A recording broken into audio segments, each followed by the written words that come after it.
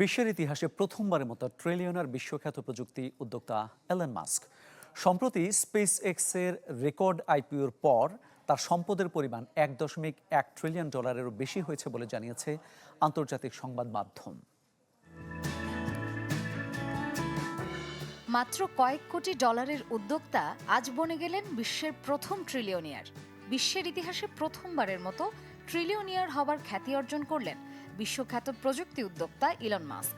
আন্তর্জাতিক গণমাধ্যমের খবর, স্পেস এক্সের রেকর্ড আইপিওর পর তার সম্পদের পরিমাণ $1.1 ট্রিলিয়ন বেশি হয়েছে বলেই এই খেতাব পেলেন তিনি।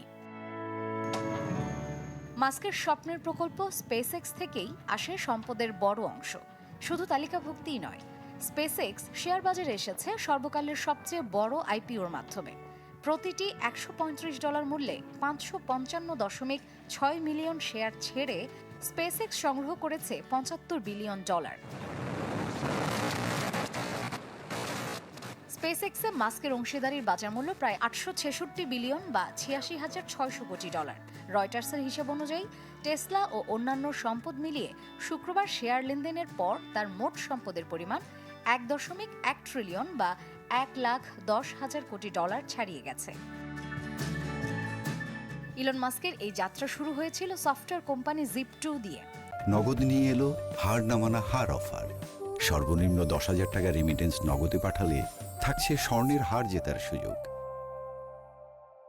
1999 সালে এটি বিক্রি করে তিনি প্রায় $22 মিলিয়ন পান।